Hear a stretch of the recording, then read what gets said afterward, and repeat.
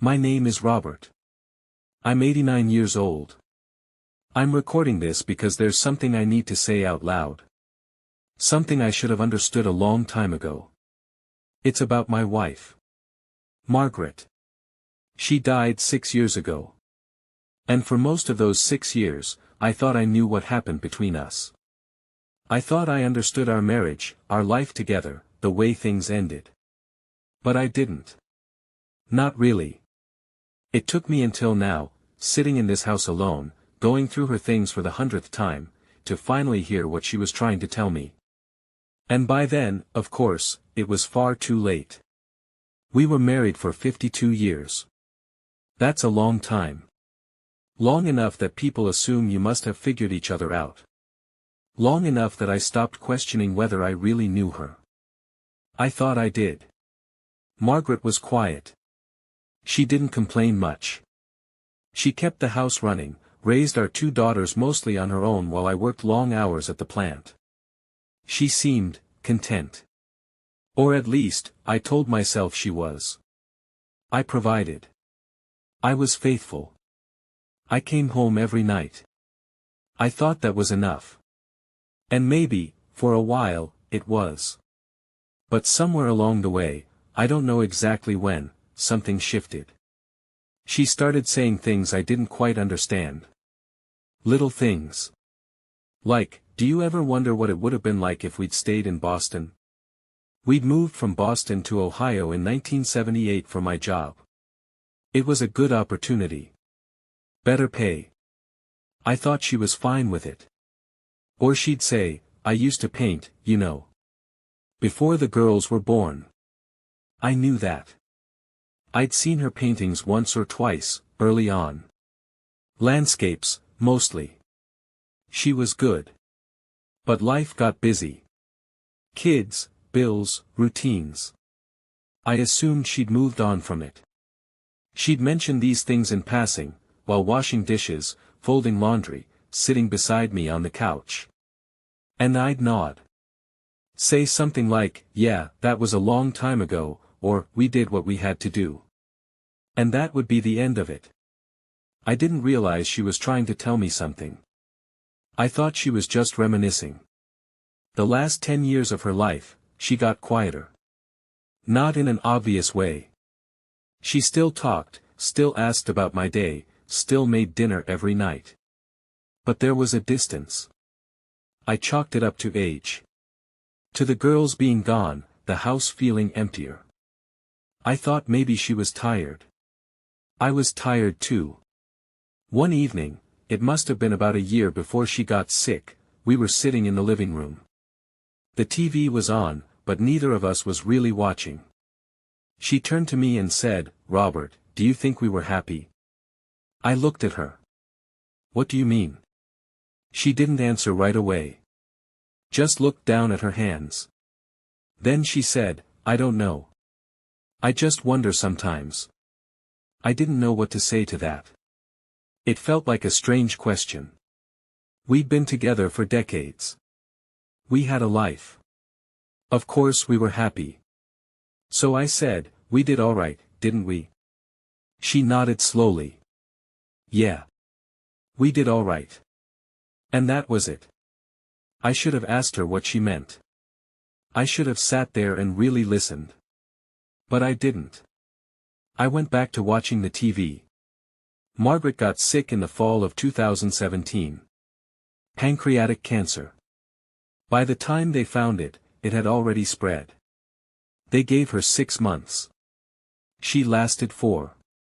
Those last months, I took care of her as best I could. I drove her to appointments, sat with her during treatments, made sure she had her medication. I thought I was being a good husband. But looking back, I realize I was still just doing tasks.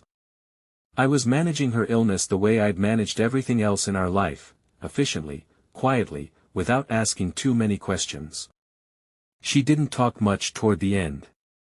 The pain made it hard. But there were moments when she'd look at me with this expression I couldn't quite read. It wasn't anger. It wasn't even sadness, exactly. It was something else. Something I didn't have a word for. 1 Mig.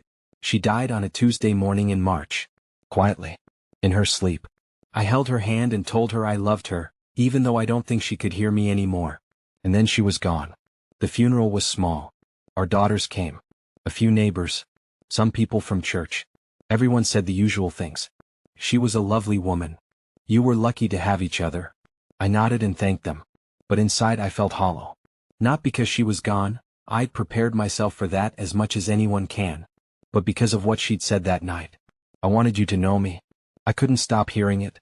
For the first few years after she died I kept busy. I sold the house and moved into a smaller place. I visited the girls, spent time with the grandkids. I kept Margaret's things in boxes in the garage, her clothes, her books, some old photo albums. I told myself I'd go through them eventually. But I didn't. I think part of me didn't want to. Then, about a year ago, my daughter Emily came to visit. She was helping me clean out the garage and she found one of the boxes. "Dad, what's in here?" she asked. I looked over. It was labeled Margaret, personal. "Just some of your mother's things," I said. Emily opened it. Inside were notebooks. Dozens of them. "What are these?" she asked, pulling one out. I didn't know. I'd never seen them before. She opened one and started reading. Her face changed. "Dad, these are journals." I didn't read them right away. Emily left them on the kitchen table and I avoided them for days. I don't know why. Maybe I was afraid of what I'd find. But eventually, late one night when I couldn't sleep, I sat down and opened the first one. It was dated 1981. Margaret's handwriting. Neat, careful. The first entry was short. "Moved into the new house today. Robert seems happy with it. The girls are adjusting. I miss Boston more than I thought I would." I kept reading. Entry after entry. Year after year. She wrote about the girls. About the house. About her days. And she wrote about me. Not in a bitter way. Not even in an angry way. Just, honestly. "Robert worked late again tonight.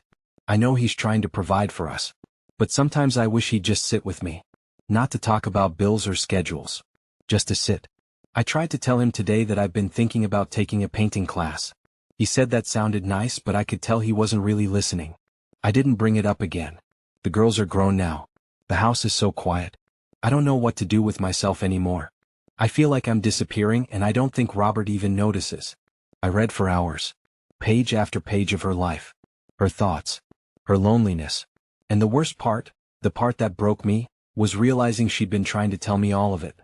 All those little comments I'd brushed off. All those questions I'd never really answered. She'd been reaching out over and over and I just nodded and moved on. There was one entry near the end. Dated about a month before she got sick. I don't think Robert ever really saw me. Not the real me. He saw the wife, the mother, the person who kept everything running. But the part of me that wanted more, that needed more, I don't think he ever wanted to know that part. Maybe that's my fault. Maybe I should have been louder. But I was raised to be quiet. To not ask for too much. I love him. I do. But I think I've been lonely for a very long time. I had to stop reading. I sat there at the kitchen table holding that notebook and I cried. Not because she was gone. But because I'd had her right there beside me for 52 years, and I'd never really known her. I think about that a lot now. How easy it is to live beside someone and assume you understand them. How easy it is to hear words and not really listen. Margaret wasn't asking me to fix anything. She wasn't asking me to change our entire life. She just